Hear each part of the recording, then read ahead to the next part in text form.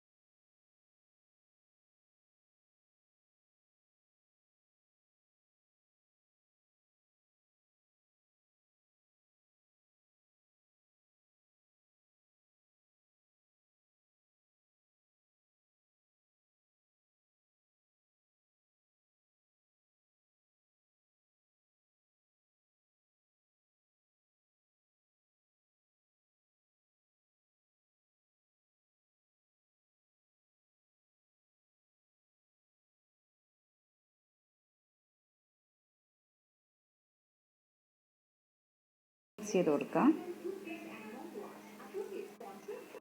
കുറച്ച് വെള്ളം ഒഴിച്ചാണ് ഇത് മിക്സ് ചെയ്യുന്നത്.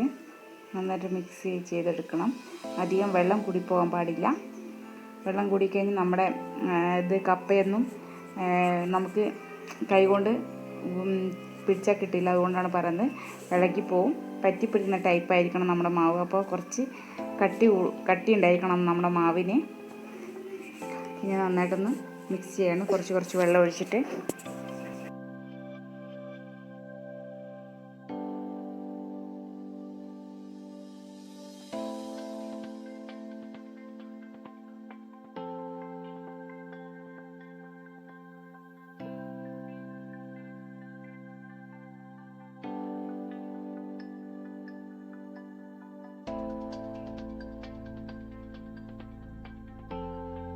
ഓൾറെഡി ഞാൻ തരി ഉപയോഗിക്കുന്നതുകൊണ്ട് തരി വെള്ളത്തിലിട്ട് പൊതിരുമ്പോൾ കുറച്ച് എൻ്റെ മാവ് കുറച്ച് കട്ടയാവും. അപ്പോൾ അതുകൊണ്ടാണ് ഞാൻ കുറച്ചുകൂടി വെള്ളം ഒഴിച്ച് കൊടുത്തത്.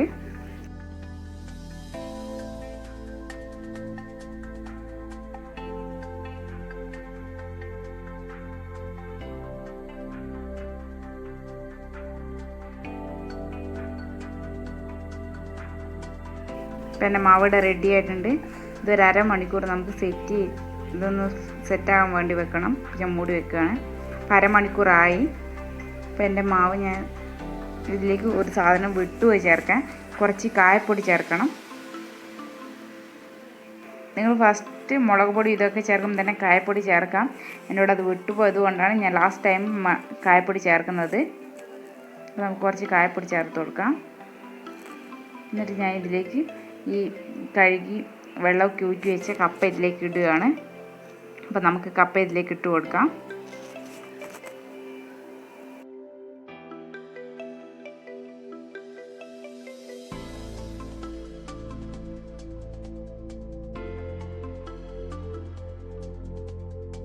ഇത് നമുക്ക് നന്നായിട്ട് കൈ കൊണ്ടുവന്ന് മസാലകളൊക്കെ കപ്പയിലേക്ക് പിടിക്കേണ്ട രീതിയിൽ നമുക്കൊന്ന് കുഴച്ചെടുക്കണം. ഇങ്ങനെ ചെയ്യുമ്പോൾ കപ്പ പൊട്ടിപ്പോവാതെ സൂക്ഷിക്കണം. എൻ്റെ പാത്രം ചെറുതായതുകൊണ്ട് കപ്പ പൊട്ടിപ്പോകേണ്ട ചാൻസൊക്കെ ഉണ്ട്. അപ്പോൾ ഞാനിതൊരു വേറെ പ്ലേറ്റിലേക്ക് മാറ്റുകയാണ്. കാരണം വെച്ചാൽ നമ്മൾ കുഴക്കുമ്പോൾ എപ്പോഴും സൂക്ഷിക്കണം. ഇത് മിക്സ് ചെയ്യുമ്പോൾ കപ്പ പൊട്ടിപ്പോകാതെ നോക്കേണ്ടതാണ്. കാരണം നീളത്തിൽ തന്നെയാണ് നമ്മുടെ കോഴിക്കാൽ വേണ്ടത്. അതുകൊണ്ട് ഞാനിത് വേറൊരു പാത്രത്തിലേക്ക് മാറ്റാൻ പോവാണ്. ഒരു പ്ലേറ്റിലേക്ക് വണ്ണമുള്ള പ്ലേറ്റിലേക്ക് ഞാനിത് ഈ കപ്പയൊന്ന് മാറ്റുകയാണ്. എന്നിട്ട് നന്നായിട്ട് മിക്സ് ചെയ്യുകയാണ്.